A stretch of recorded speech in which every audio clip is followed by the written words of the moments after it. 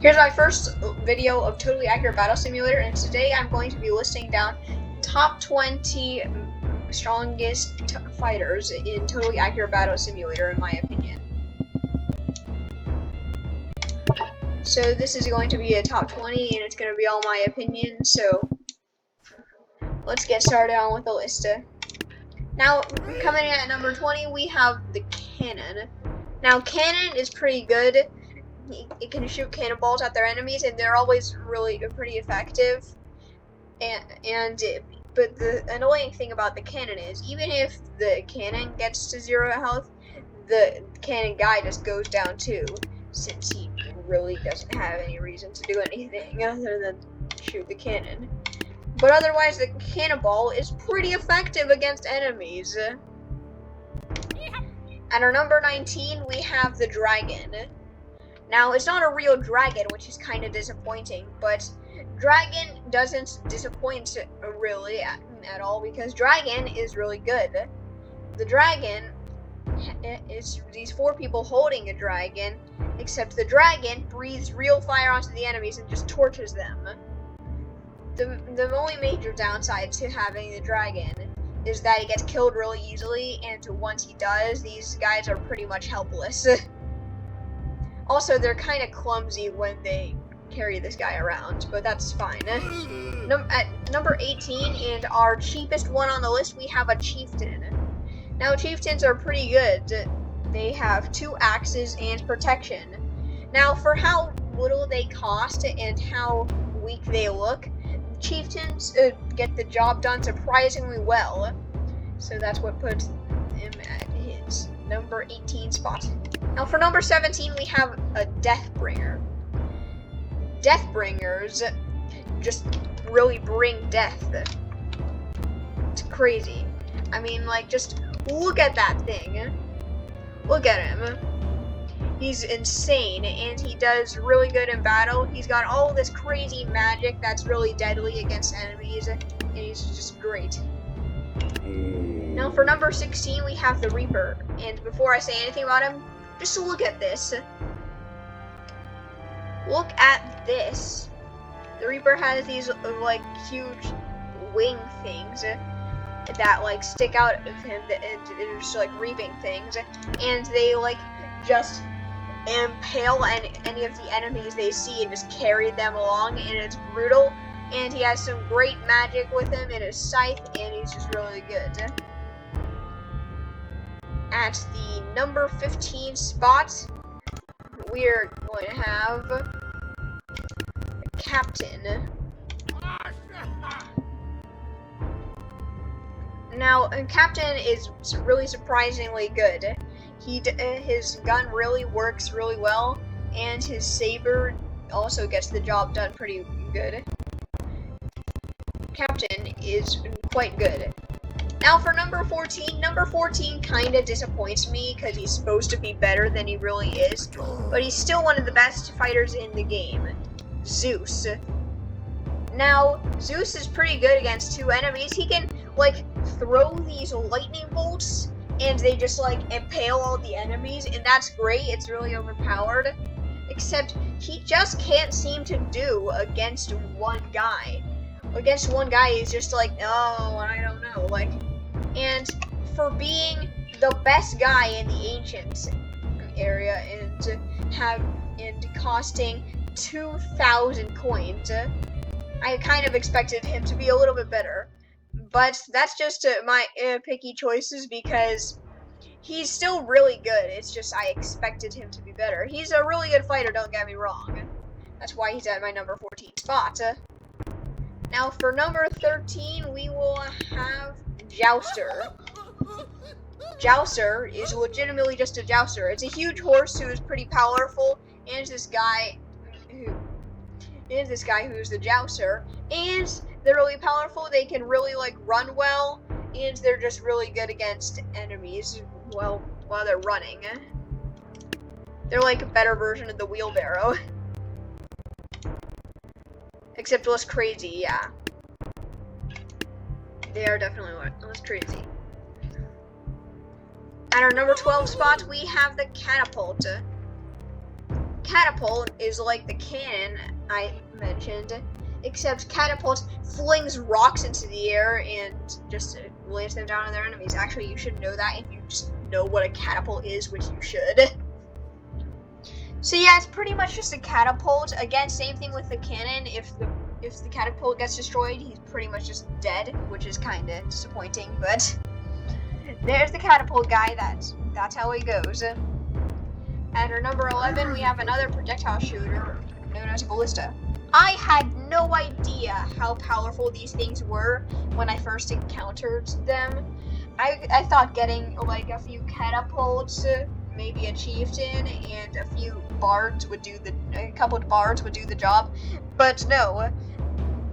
The Ballista just demolished all of the catapults in one hit, and the chieftain, and of course the bards were an easy target. The ballistas are just really powerful. Again, you should know what a ballista is, but if you don't, whatever, because we're moving on to number 10, Hwacha. Hwacha, like Hwacha.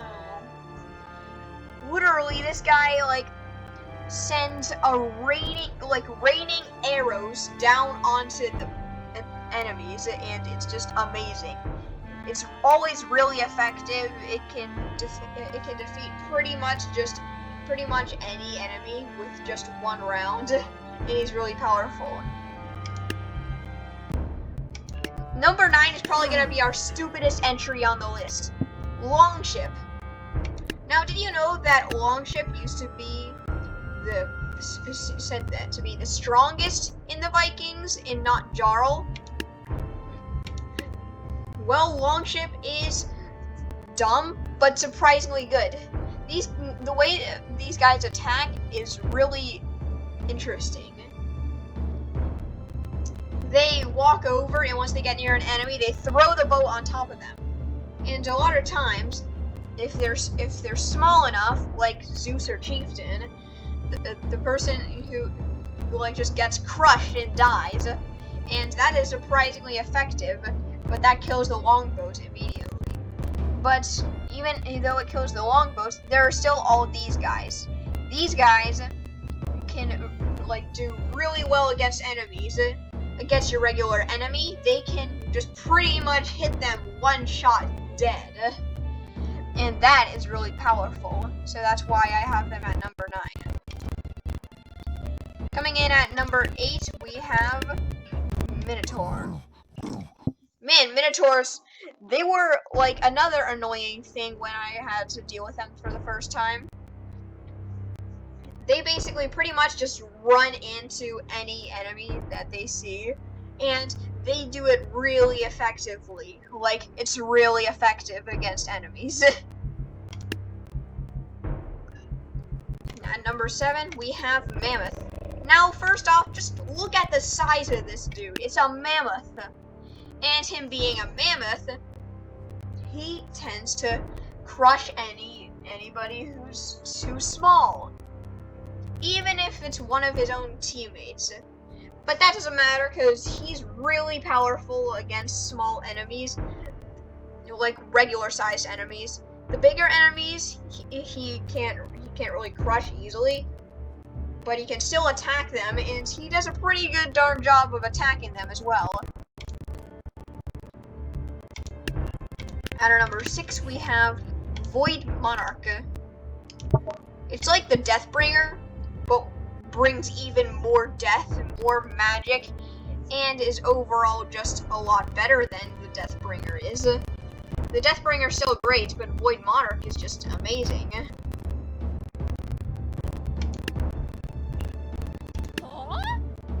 Number 5 is Pirate Queen. Pirate Queen. Pirate Queen is also amazing. Pirate Queen is similar in how good she is to the Void Monarch, but Pirate Queen caught me off guard when I first really put Pirate Queen as the main person who would be fighting. Pirate Queen is just really way better than I ever expected Pirate Queen to be. Like, I can't even really describe it, because Pirate Queen just wields a sword, and that's it. She is just really good with the sword. I don't know how. At number 4, we have Monkey King. Now, Monkey King is also like the Void Monarch in the Pirate Queen, whereas I was surprised when I saw how good he was. He is really good with this stick thing. There's a name for it, but I don't know, so I'm just gonna call it a stick thing. He also has a bow and arrow, and guess what? He can duplicate himself. Whoa! Although if like the main guy dies, just all of them die. But that's still really cool, and it's really helpful, considering he's good enough as a standalone enemy, let alone just having 3 of them attack the enemies. He's really good. At number 3, we have Jarl. Now, Jarl really doesn't look like much when you first see him. He just wields a halberd, and is just, that's pretty much it. But man, he can one-shot like almost any enemy in the game. I guess that's kind of an exaggeration. He can't one-shot almost any enemy, but he does really good against most enemies. It's harder for the Mammoth to trample Jarl than for the Mammoth to trample most of the other regular-sized enemies, which means Jarl is really powerful, and Jarl can sometimes even kill the Mammoth, and that guy's huge. So you know Jarl's good. At number 2, we have the King. He is literally called the King. What do you expect? He wields a massive sword, and he does even better at attacking than Jarl does. The King can pretty much just take down a Mammoth, and he won't be close to death. The King is just overpowered.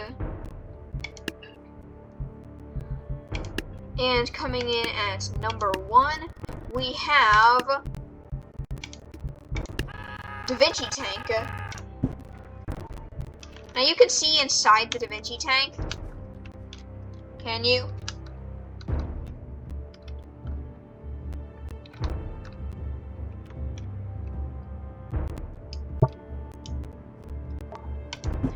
But like I can't really do it right here. Basically there's this guy controlling it, and Da Vinci Tank is really good at like holding up enemies. Da Vinci Tank can actually like not get one hit killed by a Ballista or a Hwacha, and that's really saying something since those things are powerful. Da Vinci Tank can fire out of all those cannons, and each cannonball is like as powerful as one of these cannons, as one of these cannonballs right there. Like he just fires all those at all his enemies while he's like getting attacked by them, and he can just take them all out with these cannonballs. So Da Vinci Tank is really good. Now here are a few honorable mentions that I would have included in the list, but didn't, because they just weren't good enough. Chronomancer. He's like the Valkyrie, but more powerful. Sacred Elephant cannot trample the enemies, but he does a pretty good job of attacking them. Swordcaster. This guy is pretty good, but like I don't really use him that much. He's not super good. Pumpkin Catapult. Not the best of the Catapult guys, but like, well, the best of the Catapult guys is obviously the regular Catapult, but he's pretty good. And now let's watch them all fight to the death.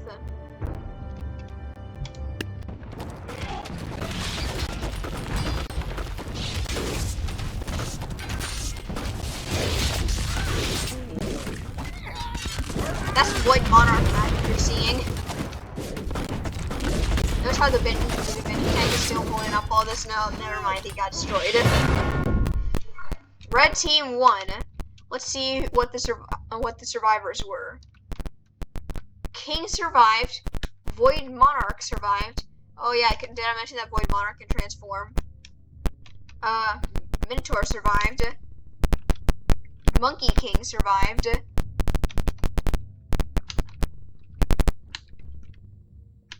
This is another Monkey King.